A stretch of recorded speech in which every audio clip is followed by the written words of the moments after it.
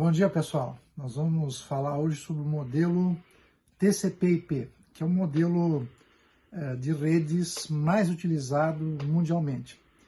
Quando nós vemos uma informação passar por um cabo desses, quando nós observamos o que está acontecendo, ou através da nossa rede Wi-Fi do nosso celular, nós não imaginamos o conjunto de operações sucessivas que estão acontecendo.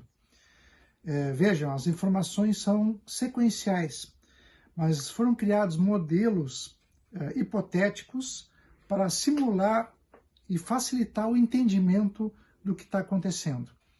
E o modelo TCP/IP é o modelo mais usado. Ele é um modelo industrialmente praticamente padrão em todas as redes do mundo, e ele usa como referência o modelo OSI, que é aquele modelo teórico que eu havia me referido. O modelo TCP/IP é baseado, na verdade, em dois protocolos. Os dois protocolos não são separadamente um modelo, mas se agregaram um conjunto de outras informações de tal modo que o protocolo TCP, que é o protocolo responsável pelo transporte, e o protocolo IP, que é responsável pelo acesso à internet, em conjunto com outros protocolos, e devido à uniformização e cada vez maior utilização industrial, se transformaram no modelo, num padrão praticamente mundial. Comparando com o modelo OSI, nós observamos que o modelo OSI tem 7 camadas. O modelo TCP/IP tem 4, onde há uma conexão entre esses modelos, né? As três primeiras camadas do modelo OSI estão conjuntamente relacionadas no a primeira camada do modelo TCP, que é a camada de aplicação. A camada de transporte praticamente é equivalente, a de rede tem quase, com pequenos detalhes, equivalência com o padrão, com a camada internet do TCP/IP, e as duas últimas camadas do modelo OSI, que tem a parte física especificamente, são a de acesso à rede no protocolo TCP/IP. Então, o protocolo TCP/IP tem 4 camadas.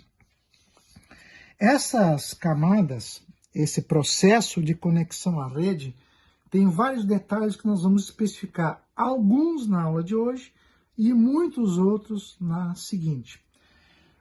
É muito importante perceber ou entender que para acessar uma máquina, um equipamento, existe um endereço IP, que é o endereço lógico.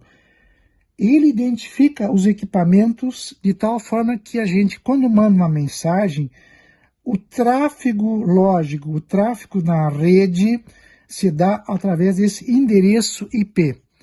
O endereço IP tem 2 grandes padrões no momento. A versão 4, que é uma versão de um número de 32 bits, com 4 seções de 8 bits. Essa versão 4 ainda é a mais usada, mas está começando a cair em desuso em função de que o número de endereços disponíveis ultrapassou o seu limite. Então não há mais endereços disponíveis em versão 4, mas ainda é a mais usada. Tá? A versão 4 do endereçamento IP tem 5 classes. As 3 primeiras classes indicam o número de hosts, o número de equipamentos que você pode ter. Então, uma empresa, uma instituição que tem um endereçamento, ou seja, tem muitos computadores, muitas máquinas ligadas à internet, usa endereços padrão classe A. Empresas ou instituições têm uma quantidade mediana de hosts, usa endereçamento classe B. E, por fim, pequenas empresas que podem ter até 254 endereços conectados à rede, usam endereçamento classe C. Então, as classes definem o menor e o maior endereço possível, lógico, endereçamento IP, usando a versão 4 de conexão à internet. Quando a gente utiliza conexão à internet, internamente na empresa, na instituição, eu posso separar a rede em sub-redes. Para isso eu uso um mecanismo chamado máscara de rede. A máscara de rede é uma forma de identificar um endereço internet que pode ser subdividido em sub-redes. Então eu posso ter uma sub-rede para uma determinada tarefa, outra sub-rede, outra determinada tarefa. E essas máscaras de rede também têm padrões. Por exemplo, o classe A tem um padrão, classe B, classe C. A classe C, usando 255.255.255.0, ou seja, são grupos de 8 bits, tá, que perfazem depois os meus 32 bits. Então, não confundo, o endereço de rede tem 32 bits, é o endereço na internet. A máscara é um mecanismo para mim substituir, para mim identificar qual a subrede que eu quero verificar. Para melhor entender isso, eu vou dar um exemplo. A Fundação Liberato possui um endereço IP válido na internet 200.10.1.0. A instituição resolveu dividir esse endereço em duas subredes, uma para administração e outra para educação. Como é que eu consigo resolver esse problema? Então, o endereço é esse 210.1.0, ou se nós observarmos lá nas classes, é o endereço versão 4, classe C. Ele está entre a relação de endereço classe C. Portanto, no máximo 254 equipamentos. A máscara padrão default para um endereço classe C é essa aqui, 255.255.255.0. Existe uma regrinha que me permite fazer esse tipo de operação. Então, eu quero duas subredes. Então, quantos bits eu vou adicionar à máscara? 2 na 1. Ou seja, se a máscara tem classe C, eu adiciono 1 bit à máscara. O que vai me permitir? Eu vou conseguir ter duas subredes com esse mesmo endereço. O primeiro endereço é esse aqui, né? Por exemplo, da primeira subrede, é o 210.1.0. Esse subendereço é o ID da rede. Eu tenho um conjunto de endereços válidos e, por fim, o último endereço da subrede eu também tenho que reservar. Então, o primeiro endereço e o último endereço sempre são reservados. O primeiro para identificar a subrede e o último para fazer uma operação chamada broadcast, que eu explico a seguir. A segunda subrede também começa nesse endereço, termina nesse outro. E esses endereços podem ser disponíveis para os hosts, para os equipamentos, para os computadores, para as máquinas que forem utilizadas. Qualquer dúvida, quinta-feira nós tiramos em relação a esse exemplo.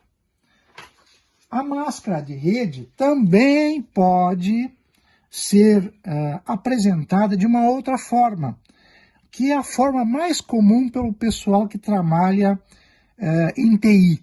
Né? Eu utilizo o endereço lógico, que é o endereço de rede, barra um número. Que número é esse? É o número dos primeiros tantos bits que eu indico endereços de redes. Então, se eu tenho esse endereço aqui, ó, por exemplo, neste exemplo, os primeiros 28 bits serão utilizados para endereços de rede. É a mesma metodologia anterior, só que de uma formatação diferente. Vamos ver um exemplo disso. Então, por exemplo, o endereço da rede da Fundação Liberato é 210.128.170.0.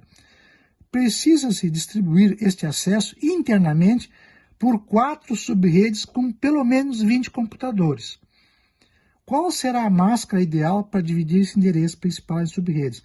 Vejam, quando eu defino o número de subredes e o número de computadores, não quer dizer que necessariamente sejam 4 ou 20. eu vou ter que encontrar uma formatação que pelo menos tenha 4 e pelo menos dê 20 computadores. Então, o endereço que eu disponibilizo é o endereço versão 4, classe C, né? Se nós observarmos entre o último e o primeiro e o último endereço, classe C. Então, os endereços para os hosts, ou seja, para os computadores, estão no último grupo de bits, 8 bits, no último, o quarto byte, né?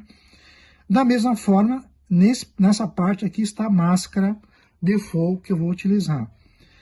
Se eu utilizar uma máscara .224, ou seja, eu vou ter 111000, equivalente em número, em codificação binária. Então, observando, ó, tenho 8 bits, 8 bits, 8 bits, mais 3, ou seja, 27. Relacionando naquela formatação de barra, eu tenho o endereço, isso quer dizer que os 27 primeiros bits deste endereço serão utilizados para identificar a rede ou subredes. Então, separando isso detalhadamente, veja, eu tenho 8 possíveis subredes, cada um começa num determinado endereço, os primeiros 27 bits dessas subredes são utilizados para identificar a subrede, os demais para os hosts, né? Lembrem-se que sempre o primeiro endereço da rede principal e o último são reservados, o primeiro para a rede principal e o último para broadcast. Então a máscara será essa e os endereços IP, esses aqui. E eu conseguirei com esse endereço ter 6 subredes, cada um deles com 30 endereços destinados para os hosts. Lembre-se que mesmo dentro de cada subrede, o primeiro endereço é para definir a subrede e o último para broadcast. O que é broadcast? Broadcast é quando eu envio um pacote de dados para todos os elementos, todos os membros da subrede, certo? Isso é um padrão do IP versão 4. Unicast quando eu envio para um determinado equipamento e multicast para um grupo específico, né? Os endereços classe D são específicos para multicast. Também no IP versão 4 existem endereços reservados. O que são isso? São endereços não roteáveis. São endereços que as empresas, as instituições podem utilizar internamente, mas esses endereços não terão acesso à internet. Tanto não poderão mandar informação externa, como poderão não receber. Um exemplo na Liberato são os endereços dos computadores dos nossos laboratórios de informática. Lá dentro, todos os endereços são IP não roteáveis. Normalmente, eu não tenho acesso à internet, a não ser que seja liberado, e aí um outro endereço roteável permitirá o acesso daqueles equipamentos à internet. Como eu havia comentado, o IP versão 4 está desaparecendo, né? Ainda existe, e nós temos agora em processo de implantação do endereçamento IP versão 6. O IP versão 6 é um número de 128 bits, 8 grupos 16 bits, e esses 8 grupos 16 bits estão apresentados em notação hexadecimal. Então, o padrão já dos equipamentos novos que estão saindo fabricados agora, nos últimos anos, já estão em IP versão 6. Por exemplo, os dispositivos de internet das coisas, IoT, todos já saem com endereçamento IP versão 6. O IP versão 6 tem 3 tipos de endereços, há uma certa similaridade com o IP versão 4, né? Que é o unicast, quando eu tenho uma informação, um pacote destinado para uma única interface e é só ela entregue. Ncast é um conjunto de interfaces, né, que é enviado, ou multicast, quando eu tenho um conjunto de interface, todas elas recebem esse pacote. O IP versão 6 não tem máscara de rede. Por quê? Porque ele já tem a separação. Ele tem os 48 primeiros bits destinados para endereço de redes, o conjunto do 49º até o 64º para endereço de subredes, e os últimos 64 bits são para os hosts, para os dispositivos de rede. Então ele não precisa de máscara de rede. Ok? Com isso, nós damos uma primeira apresentação do protocolo TCP/IP, tem mais coisa a seguir, e na quinta-feira teremos o nosso encontro presencial, que depois eu envio a informação detalhada para vocês. Tchau, tchau!